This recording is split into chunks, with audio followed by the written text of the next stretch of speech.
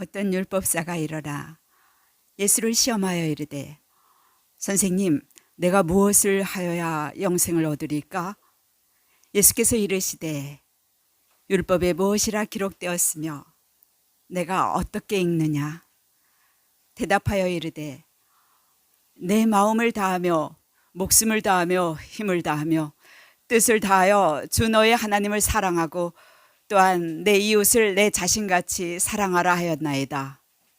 예수께서 이르시되, 네 대답이 옳도다. 이를 행하라. 그러면 살리라 하시니, 그 사람이 자기를 옳게 보이려고 예수께 여짜오되, 그러면 내 이웃이 누구니까?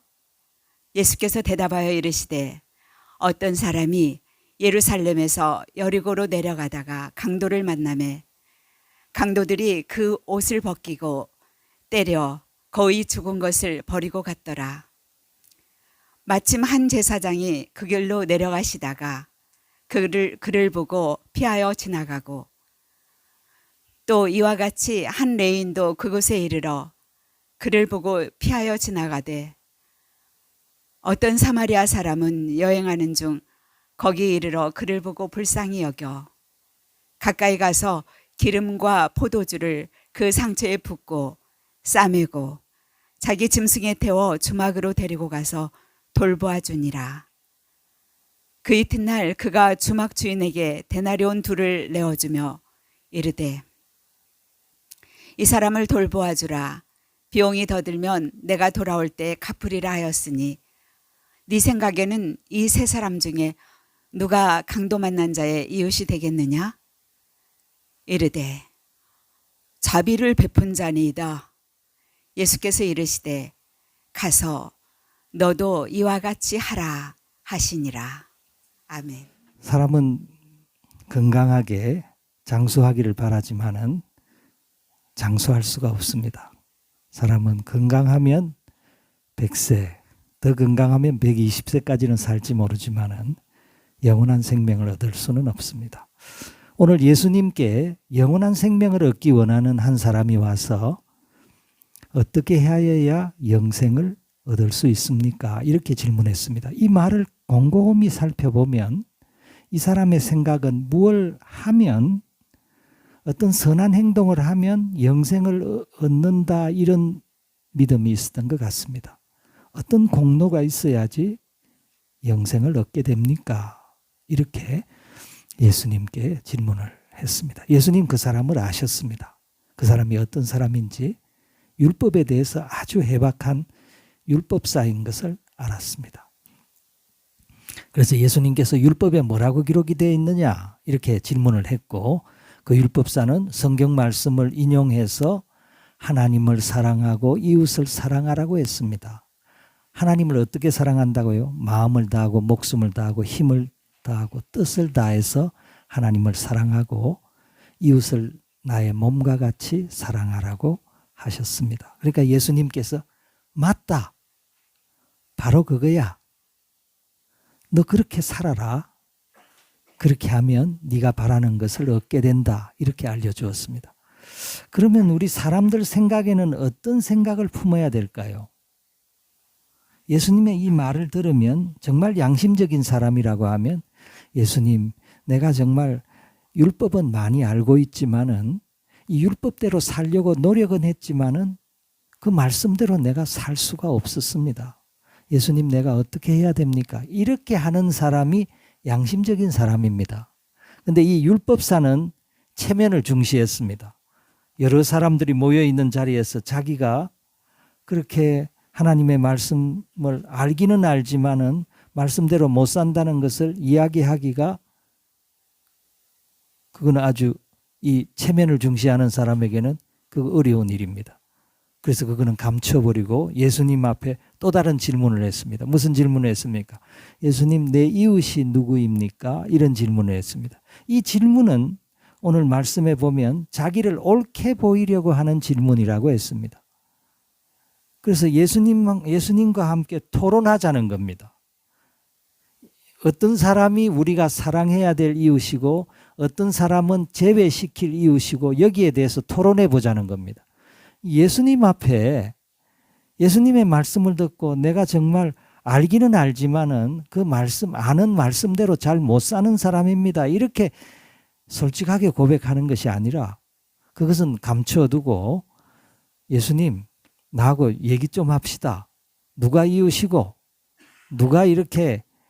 누가 사랑해야 될 이웃이고 사랑하지 말아야 될 이웃은 누군지 이야기해 봅시다.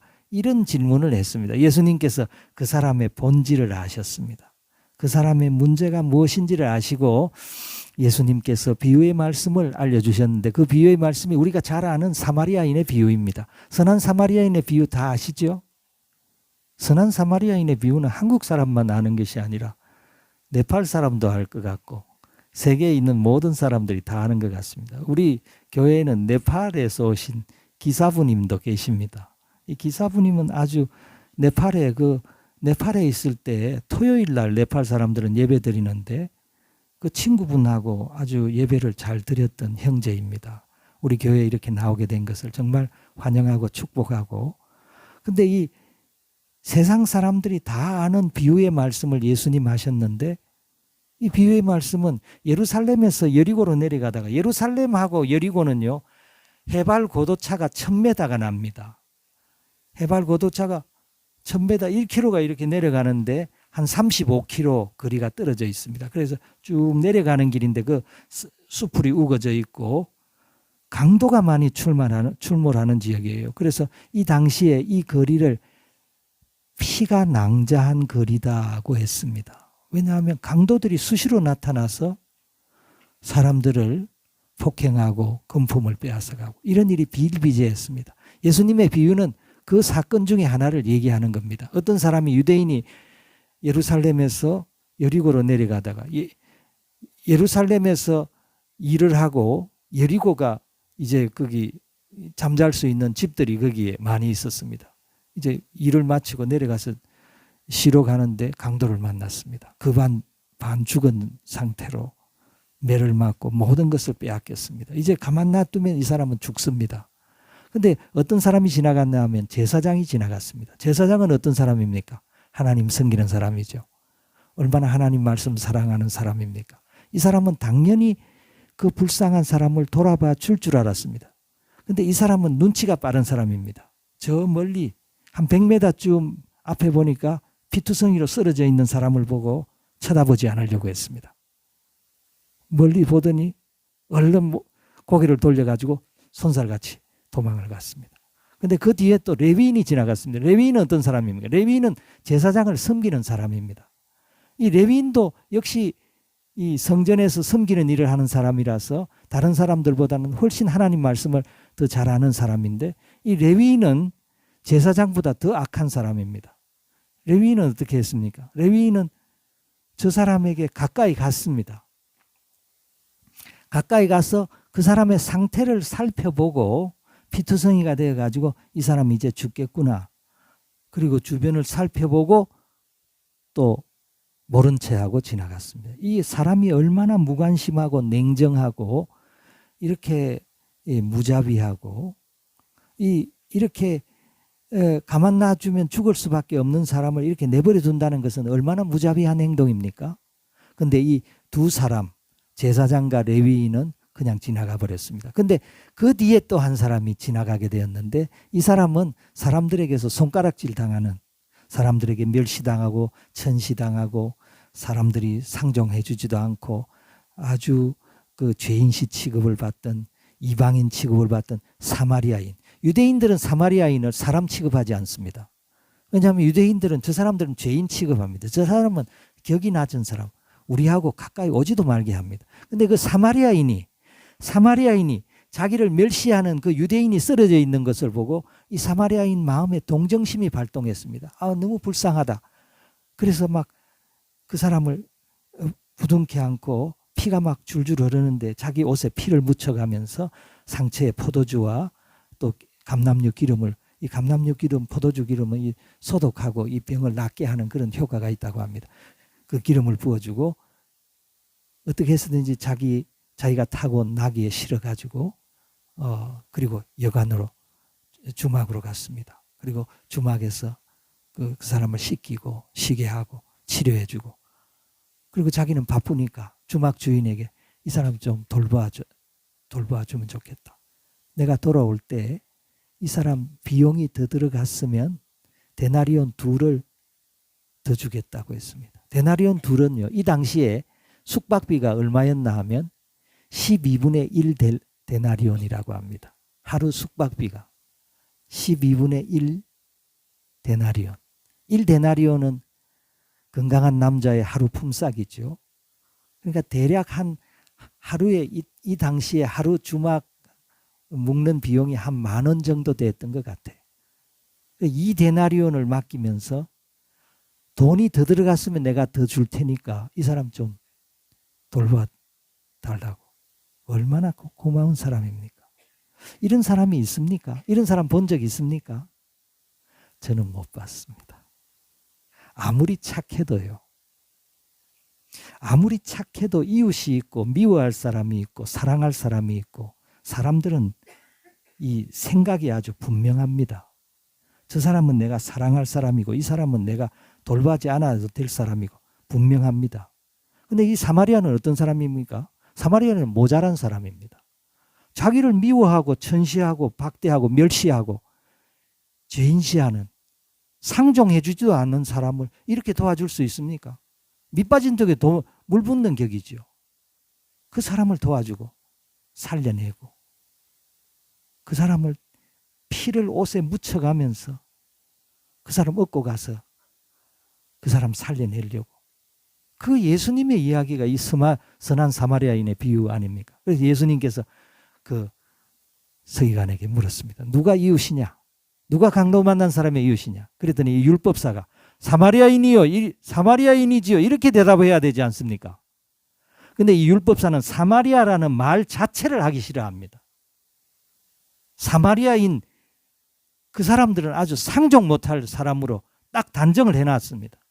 그러니까 뭐라고 답변합니까? 자비를 베푼 자지요. 물론 자비를 베푼 자가 사마리아인이죠.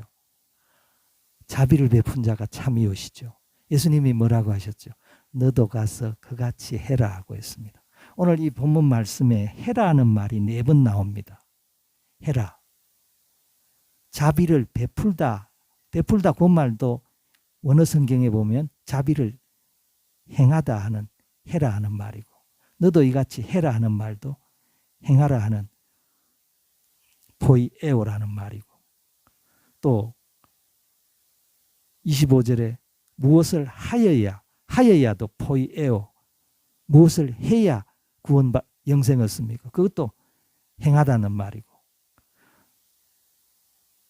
그 율법사에게 네가 잘 알고 있네, 그것대로 행하라, 그것도 포이에오, 행하라는 말.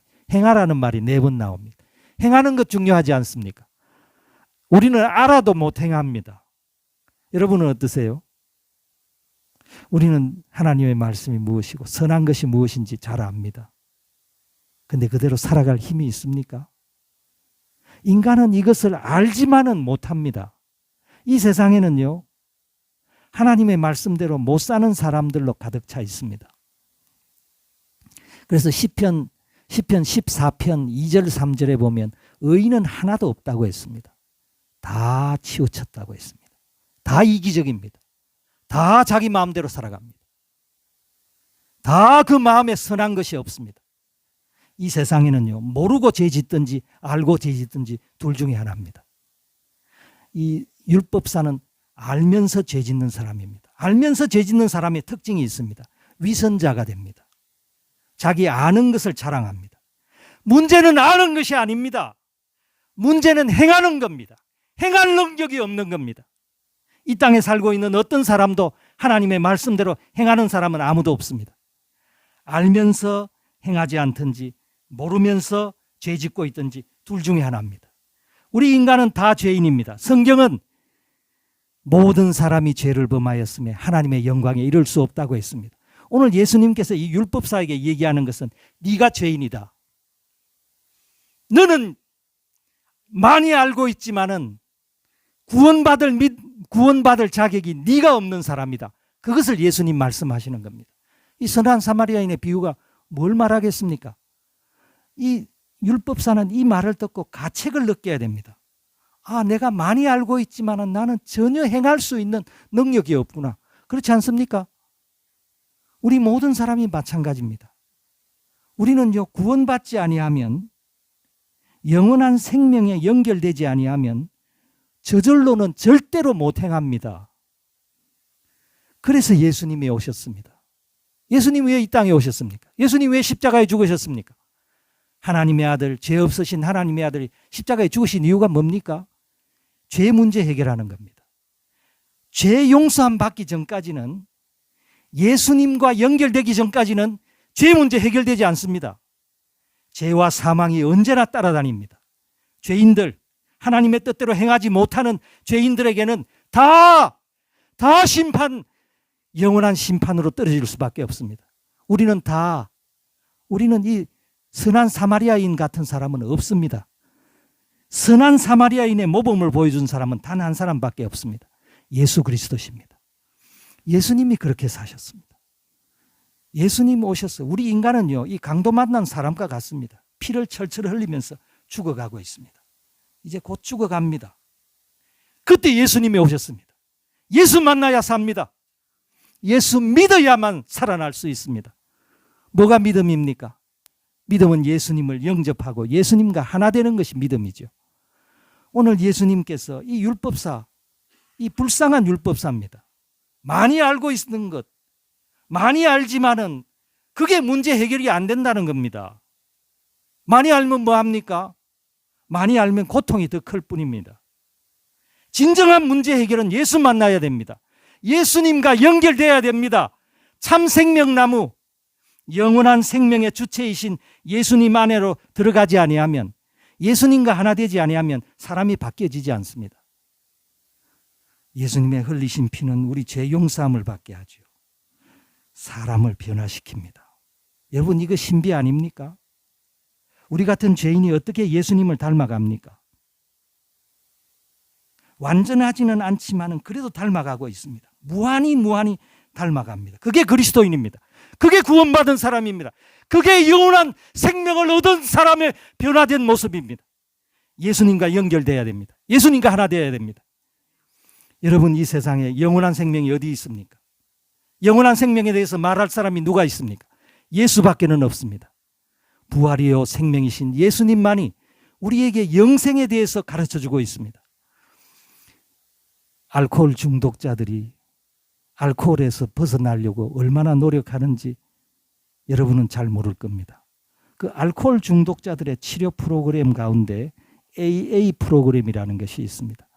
이 AA 프로그램은 알코올릭 어나니머스라고 하는, 이게 그 알코올 치료하는 심리 치료하는 프로그램인데, 이 AA 프로그램에 12가지 단계가 있습니다. 그 12가지 단계의 원리는 간단합니다. 이 AA 프로그램에 대해서 여러분 혹시 들어보신 적이 있습니까? 그 12가지 단계는요, 제가 잠깐 이야기를 해드릴게요. 혹시 여기 알코올 때문에 나 죽어도 못 끊겠다 하는 사람 있습니까? 여기는 잘 없으신 것 같아요. 이 교회 밖에는 많습니다. 이 알코올 중독자들이요, 몸부림을 쳐도 못 빠져나옵니다. 그런데 빠져나오는 사람이 있습니다. 어떻게 빠져나옵니까? 여기 12가지 단계 보면요, 첫 번째, 내가 내 힘으로는 이것 해결 못하는 것을 시인하라고 했습니다. 이게 AA 프로그램의 1단계입니다. 내 힘으로는 나는 못한다. 그렇지 않습니까? 우리 알아도 못합니다. 죄가 얼마나 강한지 아십니까? 안다고 된다고 하면 다 해결되었습니다. 알아도 해결이 안 됩니다. 우리 인간을 붙잡고 있는 이 죄성은요, 안다고 해결되는 것이 아닙니다. 예수하고 연결돼야 됩니다. 예수 믿을 때 해결될 수 있습니다. 두 번째, 하나님의 위대한 능력을 믿으라고 했습니다. 이 AA 프로그램의 두 번째 단계입니다. 위대한 능력이 아니고서는 못 빠져나옵니다. 하나님의 능력이 있습니다. 놀라운 능력, 그 능력은 예수의 능력입니다. 이 예수의 능력에 붙잡히지 아니하면 우리는 죄 문제 해결되지 않습니다. 죄 용서함 받을 수도 없고 구원받을 수 없습니다. 세 번째, 하나님의 돌보심에 우리 자신을 맡기라고 했습니다. 이게 알코올 치료하는 프로그램입니다. 알코올 치료하는데 위대한 능력을 믿어야지 빠져나올 수 있습니다. 우리 자신을 맡겨야 됩니다. 이게 믿음 아닙니까? 네 번째, 자기를 성찰하라고 했습니다. 끊임없이 자기를 돌아보는 겁니다. 반성하고 회개하고. 다섯 번째, 우리 잘못을 다른 사람 앞에서 시인하라고 했습니다. 나 이렇게 약한 사람입니다. 나 알코올 중독자입니다. 이런 사람은 소망이 있습니다.